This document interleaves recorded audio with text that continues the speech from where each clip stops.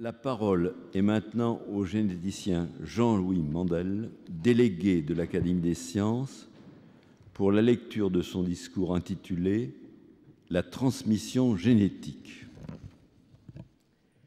L'observation de la transmission familiale de caractéristiques physiques est très ancienne, comme en témoignent des commentaires d'Hippocrate et de Platon, ce dernier prônant dans la République un eugénisme d'État qui fait frémir. Le caractère familial de l'hémophilie est évoqué dans le Talmud. C'est Maupertuis, qui aurait eu doublement sa place dans cette séance, puisqu'il fut élu à l'Académie des sciences à l'âge de 25 ans et 20 ans plus tard à l'Académie française, qui le premier utilisa le calcul de probabilité pour l'analyse de l'hérédité et montra que la transmission sur 4 générations d'un caractère morphologique, la polydactylie, peut se faire de manière égale par transmission maternelle ou paternelle. Ce n'est qu'à partir de la redécouverte des travaux de Gregor Mendel en 1900 qu'émerge progressivement la notion au départ abstraite de gène, un être de raison sans corps et sans substance, comme le rappelle François Jacob. La nature physique de l'information génétique, son encryptage dans l'ADN chromosomique des êtres vivants constituant leur génome, ainsi que les principes de base du fonctionnement des gènes et de leur réplication, nécessaires à la transmission de cette information dans chaque cellule et de génération en génération, sont établis de 1944 à 1980. Mais ce n'est qu'à partir de 1977 qu'il devient possible de décrypter par séquençage de fragments d'ADN le détail de l'information contenue dans un gène. Un effort international d'une quinzaine d'années et de plus de 3 milliards de dollars permit d'obtenir la séquence quasi complète des 3 milliards de lettres d'un génome humain, publiée en 2004. L'explosion méthodologique extraordinaire des techniques de séquençage de l'ADN au cours des 10 dernières années, entraînant un gain de rapidité et en termes de coût par un facteur d'environ 1 million, permet de déterminer non seulement les séquences des génomes de très nombreuses espèces dans les branches de la phylogénèse, mais aussi de séquencer un nombre rapidement croissant de génomes individuels de diverses populations humaines. L'analyse des génomes apporte des éléments importants de réponse, évidemment partiels, aux 3 questions fondamentales qui sont le titre d'un des derniers tableaux de Gauguin. D'où venons-nous? Que sommes-nous? Où allons-nous?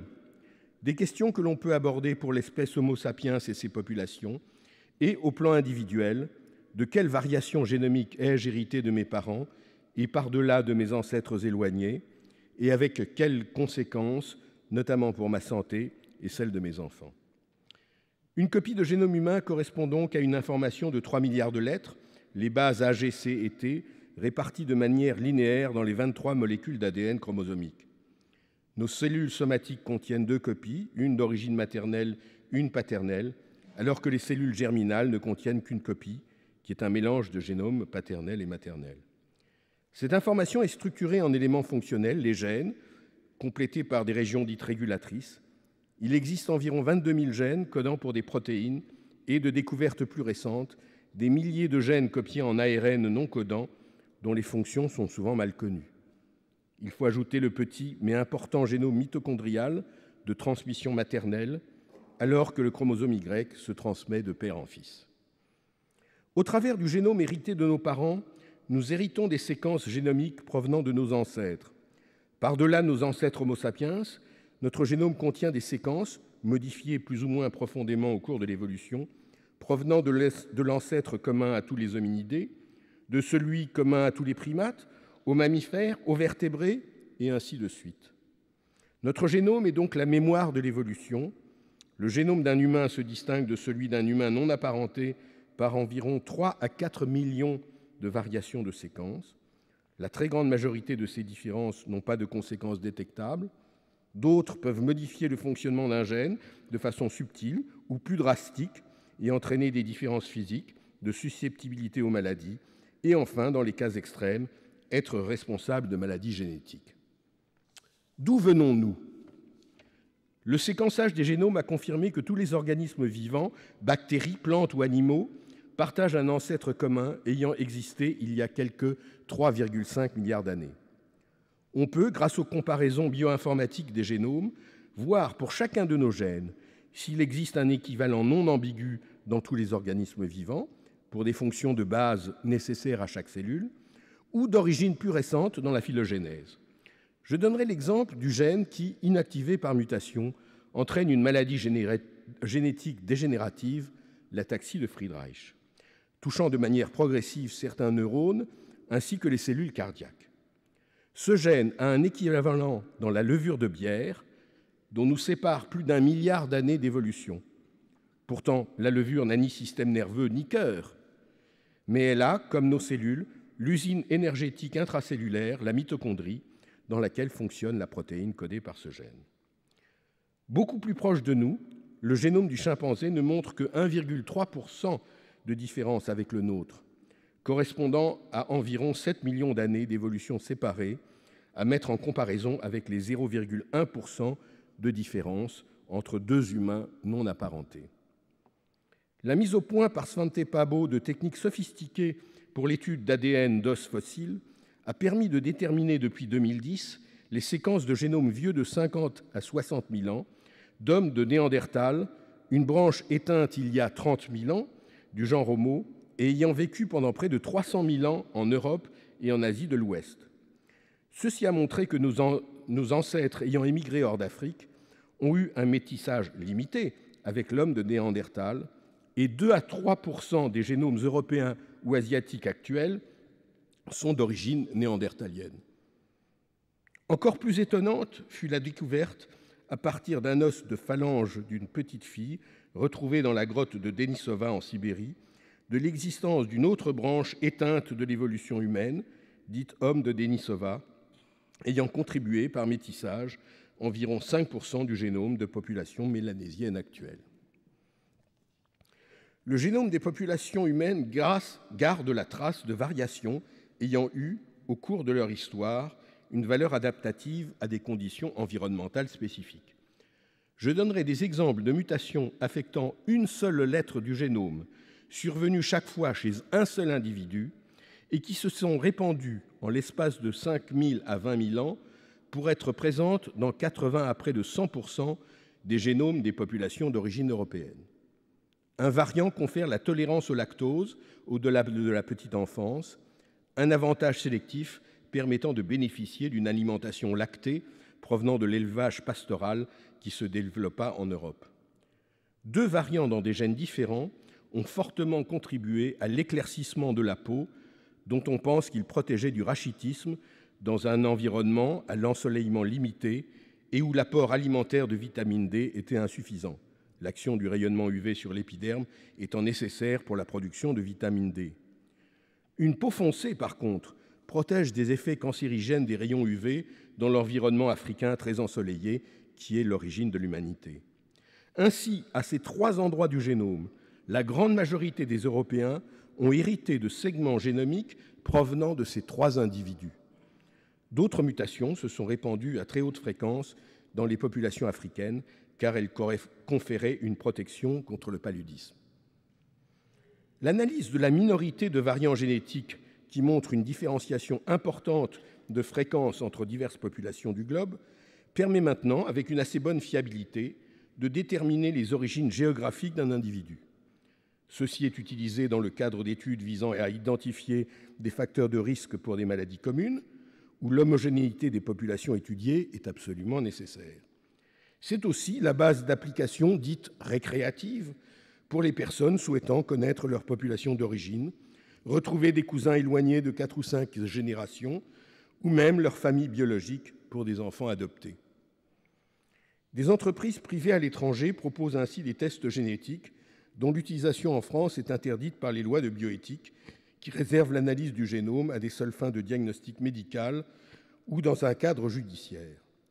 Une telle interdiction est-elle justifiée pour des personnes adultes souhaitant avoir des informations sur leur génome ? Je ne le pense personnellement pas. Que sommes-nous ? Notre génome définit notre appartenance à l'espèce humaine et contient les informations de base pour le fonctionnement et quelquefois des dysfonctionnements de nos cellules et de nos organes. Il définit notre identité génétique et les empreintes génétiques sont devenues un élément déterminant en criminologie.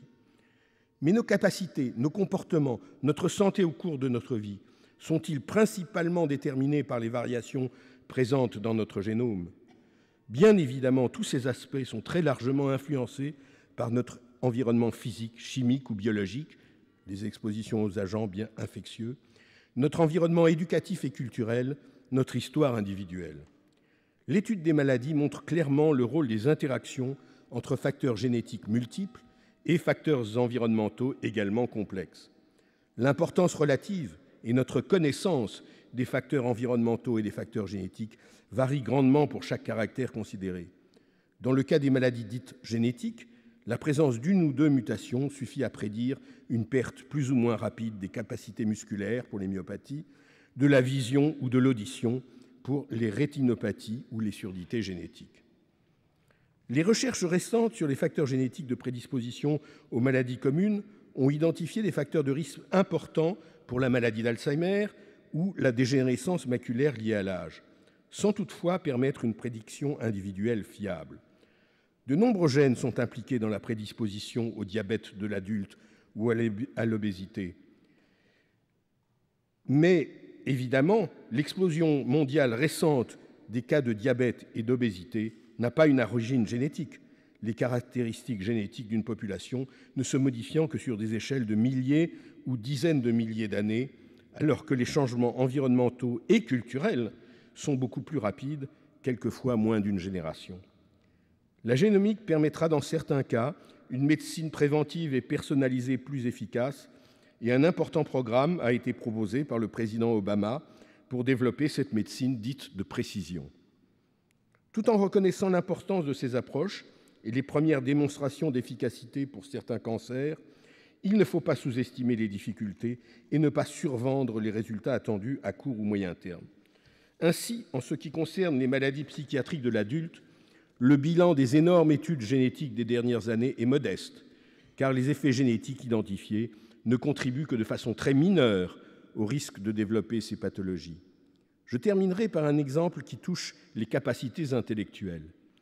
Une mutation affectant une seule lettre sur les 6 milliards du génome d'un individu peut, si elle est localisée à un des endroits critiques d'un gène parmi plus de 400 actuellement identifiés, entraîner une déficience intellectuelle, une condition qui affecte 2% de la population, avec, dans les cas les plus sévères, absence d'acquisition du langage. À l'opposé, des études très récentes essayant d'identifier des variations génétiques pouvant influencer les capacités cognitives dans la population générale, sur 72 000 personnes et même sur 1 400 individus avec QI supérieur à 170, ont eu des résultats largement non concluants et prédisent au mieux 1% de la variabilité des capacités cognitives. Un élément inattendu dans cette évocation de la transmission génétique, la découverte très récente qu'une des causes majeures de déficience intellectuelle est la transmission de mutations non présentes chez les parents et survenues lors de la spermatogénèse le plus souvent ou de l'oogénèse. Les erreurs dans la transmission génétique sont en fait le prix à payer pour que l'évolution soit possible. Où allons-nous ? Pourrait-on contrôler le génome que nous transmettons à nos enfants ? Et plus généralement, pourrait-on et souhaiterait-on modifier de manière ciblée, comme nous l'annoncent certains, le génome humain de manière transmissible aux générations futures ? À la première question, la réponse est oui, déjà depuis plus de 20 ans, dans notre pays et dans bien d'autres, tel qu'exemplifié par le dépistage prénatal quasi systématique de la trisomie 21, conduisant le plus souvent à l'interruption dite médicale de la grossesse en cas de fœtus atteint. Les progrès technologiques ont étendu le champ du diagnostic prénatal à de nombreuses autres maladies génétiques rares, particulièrement sévères. Un sujet dont on parle très peu, car il est perçu comme éthiquement délicat, est celui des nouvelles possibilités de dépistage systématique des couples à risque d'avoir un enfant atteint de maladies héréditaires dites récessives, telles la mucoviscidose. Dépistage déjà pratiqué pour un nombre limité de maladies dans des pays tels qu'Israël ou les États-Unis. Il me paraît nécessaire que ce sujet soit discuté plus ouvertement dans notre pays. En ce qui concerne la modification transmissible du génome humain, les inquiétudes actuelles à ce sujet viennent là encore d'une révolution technologique permettant de modifier de manière ciblée et efficace les génomes de tous les organismes vivants. Il s'agit de la technologie CRISPR datant de 2012 et déjà adoptées par les laboratoires de recherche. Si on peut prévoir des applications dans le domaine de la thérapeutique de maladies héréditaires ou même du sida par modification non transmissible à la descendance du génome de cellules souches, et des applications en agriculture ou dans le contrôle d'organismes nuisibles vecteurs de maladies, tels l'anophèle pour le paludisme, la crainte ou l'espoir de modifications germinales à but d'amélioration du génome humain ou du génome de certains humains me paraissent tenir plus du fantasme que d'une perspective réaliste, même à moyen terme. L'étude de la transmission génétique est un domaine scientifique passionnant qui nous éclaire sur des questions fondamentales, mais qui est susceptible également de dérives, comme toute activité humaine nouvelle. Il est important qu'une large transmission du savoir et des questionnements dans ce domaine puisse contribuer au contrôle éclairé des applications, tout en laissant ouvert le champ de l'accroissement des connaissances.